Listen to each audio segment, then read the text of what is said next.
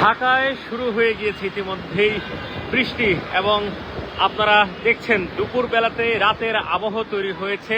প্রত্যেকটি গাড়ি তাদের হেডলাইট জ্বালিয়ে কিন্তু সামনের দিকে এগিয়ে যাচ্ছে এবং ইতিমধ্যেই তীব্রভাবে ধেয়ে আসছে বৃষ্টি এবং আপনারা দেখছেন বৃষ্টির ঝাপটায় এক একজন আসলে উড়ে যাবার মতো পরিস্থিতি। আগামী 7 দিন আসলে বাংলাদেশের আবহাওয়া কেমন থাকবে সেই বিষয়টি আপনাদেরকে এখন একটু জানানোর চেষ্টা করব। সেই সাথে আমরা রয়েছে এই মুহূর্তে কারণ বাজার এলাকায় এবং এখান থেকে আপনাদেরকে দেখানোর চেষ্টা করছি যে কি পরিস্থিতি আসলে তৈরি হয়েছে। এখানে মানুষ আসলে হেঁটে চলার মতো পরিস্থিতি নেই। একদম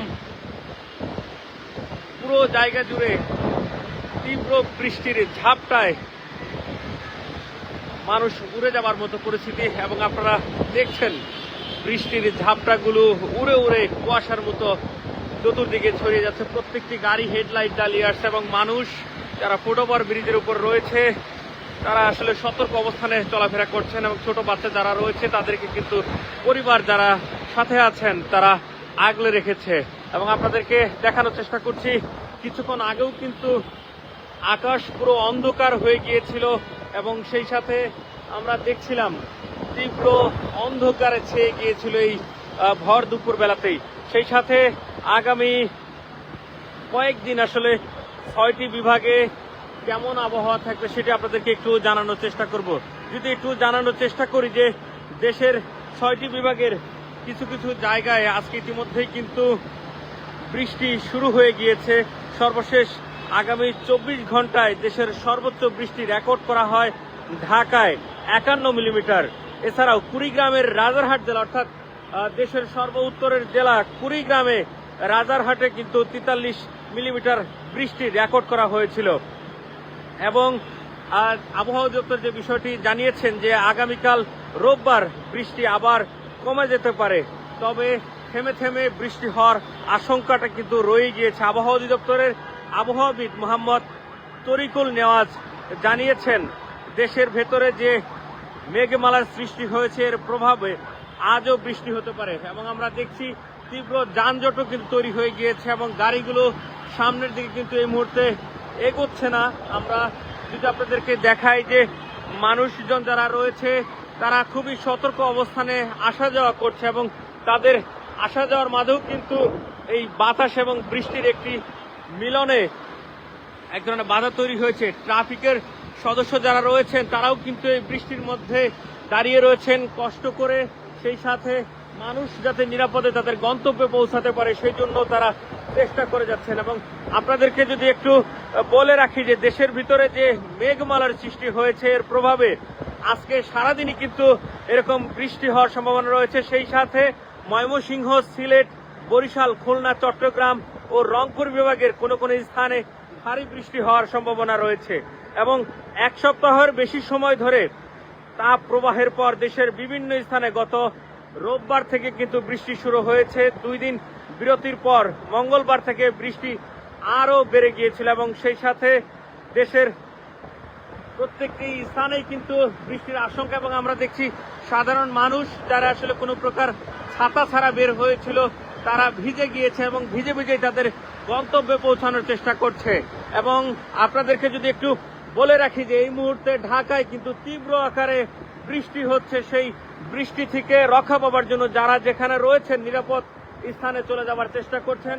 আগামী কয়েকদিন কিন্তু আবহাওয়া এমনই থাকবে। এখন কিন্তু বৈশাখ মাস চলছে, যে কোনো মুহূর্তে কাল বৈশাখী ঝড়ে ঝাপটা যে কোনো স্থানে কিন্তু আঘাত হানতে পারে। সেই সাথে আপনাদেরকে বলে রাখি উত্তরাঞ্চল, দক্ষিণাঞ্চল সহ দেশের বিভিন্ন স্থানে ইতিমধ্যেই ধান কাটার মৌসুম শুরু হয়ে গিয়েছে। ধানগুলো পেকে গিয়েছে, অনেকেই সেই ধানগুলোকে রক্ষা করবার শেষ চেষ্টাও কিন্তু করে যাচ্ছেন। অনেক জায়গায় কিন্তু কৃষকের অনেক ক্ষতি হয়ে গিয়েছে। আমরা দেখছি যারা এখান দিয়ে চলাচল করছেন তাদেরও কিন্তু বেশ খানিকটা বেগ পেতে হচ্ছে এই বৃষ্টি এবং বাতাসের মধ্য দিয়ে সামনের দিকে এগোতে গিয়ে। আপনাদেরকে যদি একটু বলে রাখি যে আগামী কয়েকদিন অর্থাৎ আজকের কথাও যদি একটু বলি যে ঢাকা ও রাজশাহী বিভাগের অপেক্ষাকৃত কম বৃষ্টি হতে পারে। রাজশাহীতে দুপুরের দিকে সামান্য বৃষ্টি হতে, ইতিমধ্যেই রাজশাহীতে কিন্তু বৃষ্টি শুরু হয়ে গিয়েছে আমরা যতটুকু জানতে পেরেছি।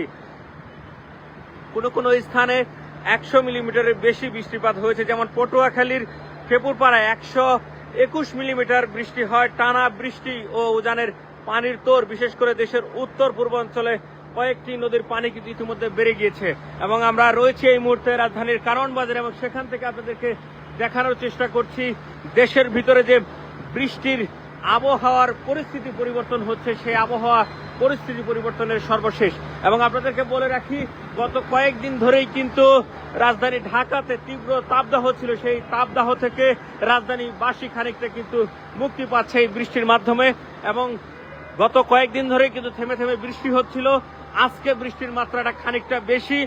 দুপুর 2:30টার পরপরই কিন্তু আমরা দেখছি ঢাকার যে প্রাণকেন্দ্র কারওয়ান বাজার সেখানে কিন্তু বৃষ্টি শুরু হয়ে গিয়েছিল এবং 3টার খানিকটা আগে আমরা দেখেছিলাম পুরো আকাশ কিন্তু অন্ধকার হয়ে গেছিল, মেঘাচ্ছন্ন হয়ে, এবং সমস্ত গাড়ি তাদের হেডলাইট জ্বালিয়ে কিন্তু চলাফেরা করতে শুরু করেছিল। অর্থাৎ দুপুরের বেলাতেই কিন্তু রাতের আবহাওয়া তৈরি হয়ে গিয়েছিল। এবং আপনাদেরকে দেখাচ্ছি রাজধানীর কারওয়ান বাজার থেকে বৃষ্টির সর্বশেষ পরিস্থিতি।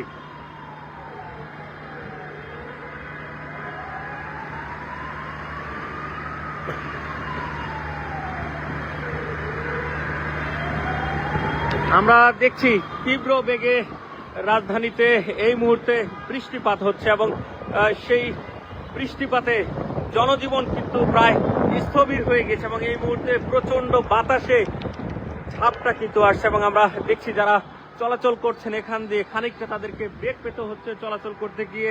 রাস্তার যানজট নিরসনে ট্রাফিকরা কিন্তু চেষ্টা করেই যাচ্ছেন এবং তবুও কিন্তু তীব্র যে জ্যাম, সেই জ্যামের সৃষ্টি হয়েছে এবং আপনাদেরকে দেখানোর চেষ্টা করছি ধীরে ধীরে যে কালো মেঘ সেটি রাজধানীর উপর থেকে সরে যেতে শুরু করেছে এবং দিনের আলো আবারও কিন্তু ফুটতে শুরু করেছে।